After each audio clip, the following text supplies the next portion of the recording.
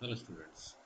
आज के इस इंडियन ज्योग्राफी के इस लेक्चर में ड्रेनेज सिस्टम के अंदर पहला जो नदी प्रवाह तंत्र है सिंधु नदी प्रवाह प्रणाली, उसका विस्तार से अध्ययन करेंगे। मैप में अभी अपन ने पिछले लेक्चर में अपन ने पांचों नदियों के बीच के मध्य के क्षेत्र प्रभाव के बारे में विस्तृत अध्ययन किया था। और जो सिंधु ड्रेनेज सिस्टम है, इसकी जो मुख्य सहायक नदियाँ हैं, तो सिंधु सबसे मुख्य नदी है। उसके बाद झेलम, झेलम के बाद चेनाब, चेनाब के बाद रावी, रावी के बाद व्यास और सतलज। Let's start. सिंधु नदी जो प्रणाली है, इसकी सबसे बड़ी नदी प्रणाली में से एक है सिंधु नदी प्रणाली। इस प्रणाली के अंतर्गत भारत में प्रवाहित होने वाली मुख्य नदियां, जो मैप में अपने देखा था, सिंधु, झेलम, चेनाब, रावी, व्यास और सतलज है।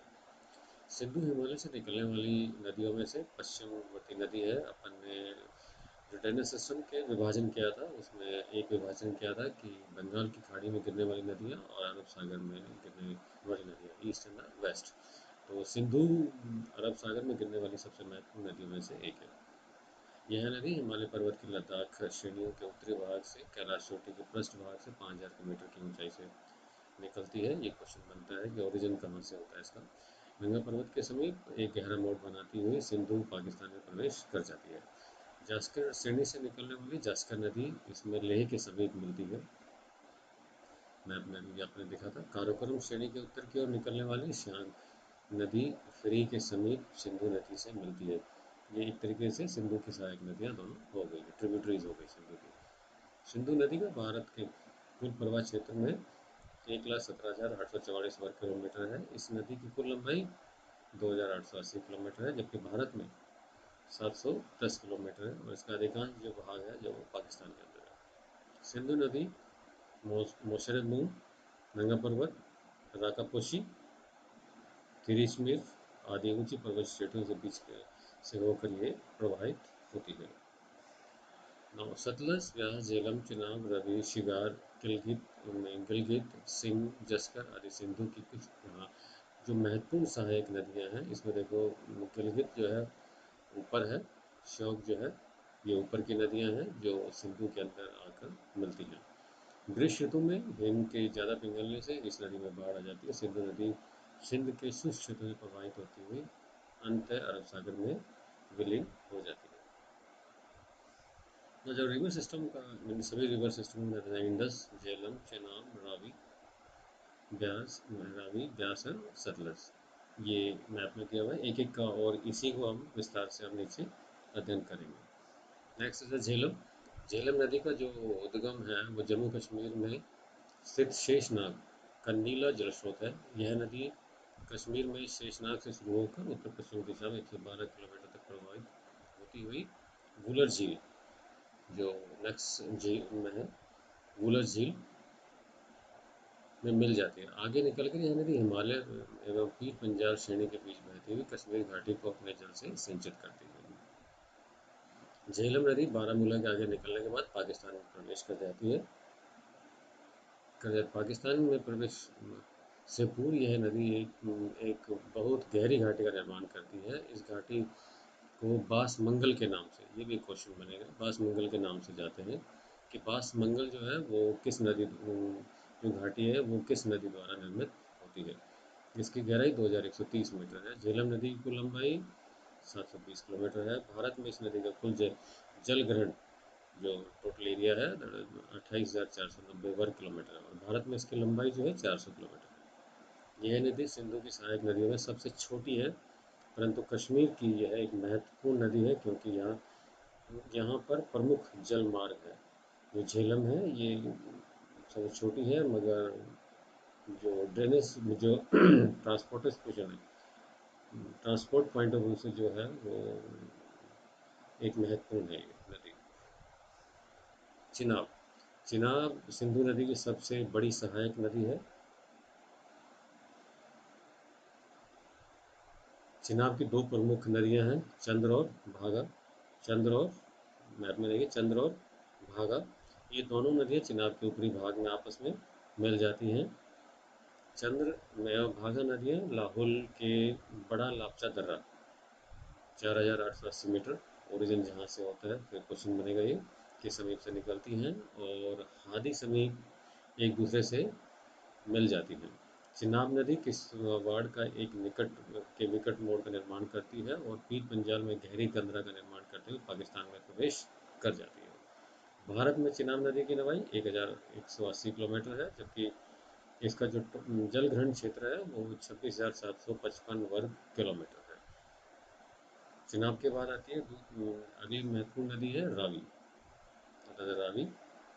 और लगभग चिनाब के आसपास से ये नदी निकलती है और झेलम और चिनाब का जो मिक्स होने के बाद, दोनों के मिश्रण के बाद नदी में जाकर ये भी मिलती है, उसी उन्हीं नदी मिलती है। ये पंजाब की सबसे छोटी नदी है, जो रावी है। ये सबसे छोटा पार्ट कवर करती है, सबसे छोटी नदी है। इसे लाहौर की नदी के रूप में भी जाना जाता है। पीर पंजाल धालाधोर श्रेणियों के बीच हिमाचल प्रदेश के कुल्लू पहाड़ी और रोहतांग दर्रा 4,000 मीटर रावी नदी के उद्गम स्थल है। यह नदी धौलाधार पर्वत श्रृंखलाओं के उत्तर की ओर पीर श्रेणी के दक्षिणी ढालों का जल बहाकर अपने साथ लाती है। पठानकोट के समीप ये मैदानों में प्रवेश करती है। पंजाब के गुरदासपुर और अमृतसर जिलों की पश्चिमी सीमा ये बनाती है। यह नदी पाकिस्तान में प्रवेश कर जाती है। आगे जाकर मुल्तान के समीप झेलम व चिनाब की सम्मिलित धारा के साथ रावी मिल जाती है। भारत में जो रावी का नदी का कुल लंबाई है 725 किलोमीटर है। इसका कुल जो जल ग्रहण क्षेत्र है वो 5,957 वर्ग किलोमीटर है। जो अगली महत्वपूर्ण नदी है वो व्यास। व्यास इस नदी का उद्गम स्थल कुल्लू पहाड़ी के रोहतांग दर्रे हुए 4,000 मीटर का दक्षिणी किनारा है, जो रावी नदी के उद्गम से बहुत दूर नहीं है। अपन ने देखा था रावी का उद्गम। यह नदी हिमाचल प्रदेश में कुल्लू, मंडी, कांगड़ा जिलों से प्रवाहित होती पठानकोट के पूर्व में मैदानी भाग में उतरती है और इसे थोड़ा सा आगे बढ़ने के बाद यह नदी बड़ा मोड़ बनाती है और कपूरथला के निकट सतलज नदी में मिल जाती है। मेजर मोड़ एक टर्न बनाती है, उसके बाद जाकर ये सतलज में मिल जाती है। व्यास नदी की कुल लंबाई 460 किलोमीटर है और इसका जल ग्रहण क्षेत्र है 25,900 वर्ग किलोमीटर में ये विस्तृत है। जो अगली महत्वपूर्ण नदी है वो सतलज। सतलज भारत में सिंधु नदी की सहायक नदियों में से प्रमुख नदी है। तिब्बत में 4,630 मीटर की ऊंचाई पर स्थित रकाम झील, मैप में आप देख रहे हो, रकाम झील सतलज नदी का उद्गम स्थल है। इस नदी को तिब्बत में लॉन्गचेन खवाब के नाम से जाना जाता है। ऑब्जेक्टिव क्वेश्चन बनेगा।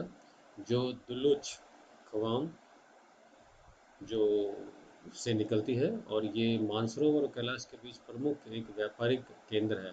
परखा परखा से 35 किलोमीटर पश्चिम में इस नदी का उद्गम स्थल है। स्पीति नदी सतलज की प्रमुख सहायक नदी है। ऑब्जेक्टिव क्वेश्चन बनेगा। स्पीति नदी सतलज की प्रमुख सहायक नदी है। सतलज नदी धौलाधार श्रेणी में रामपुर के निकट सकरी घाटी से होकर गुजरती है। व्यास नदी कपूरथला के दक्षिण पश्चिमी किनारे पर सतलज से मिलती है और ये दोनों नदियां मिलकर पठानकोट के समीप सिंधु नदी में जाकर मिल जाती है। व्यास से मिलती है और दोनों जाकर फिर सतलज जाके सिंधु में मिल जाती है। भारत में सतलज नदी की कुल लंबाई जो है 1,050 किलोमीटर है और इसका कुल जो जल ग्रहण जो क्षेत्र है वो 24,087 वर्ग किलोमीटर है। Now, before entering the Punjab plain, it cuts a gorge in Nanda Devi Dhar. ये ऑब्जेक्टिव क्वेश्चन बनेगा। Where the famous Bhakra dam has been constructed. Question यही बनेगा कि भाखड़ा बेंगल डैम कौन सी नदी पर है और गोर्ज का नाम भी क्वेश्चन बनता है। After entering the plains in Rupnagar, Ropar, Punjab, it turns westward and it joined with the Beas at Harike Beas. Beas से मिलती है और हरिके के अंदर ये मिल जाती है। नाउ स्टूडेंट्स, जब अभी काफ़ी कंट्रोवर्सी हुई थी पिछले कुछ समय पहले, तो एक इंडस वाटर ट्रीटी जो भारत और पाकिस्तान के मध्य हुई थी, संधि जो हुई थी, the waters of the Indus river system and shared by the India and Pakistan according to the Indus Water Treaty signed between the two countries on 19 सितंबर 1960, 19 सितंबर 1960 को इस ट्रीटी को साइन किया था। और according to this treaty India can utilize 20% of the total discharge of the water. इसी के तहत हम पानी का उपयोग करते हैं ट्रीटी के तहत। ना इसी पार्ट से यूपीएससी में कुछ क्वेश्चन बने हुए हैं, उनमें से दो क्वेश्चन ये इस प्रकार हैं। Between which the following was the ancient town of Takshila located? Indus and Jhelum, Jhelum and Chenab, Chenab and Ravi, Ravi and Vyas. The second question is from north towards south. Which one of the following is the correct sequence of the given river in India? Shyok अपने map में देखा था, सिप्ती, जास्कर, सतलज, श्योक, जास्कर, सिप्ती, सतलज, जास्कर, श्योक, सतलज, सिप्ती, जास्कर, सतलज, श्योक और सिप्ती। Thank you.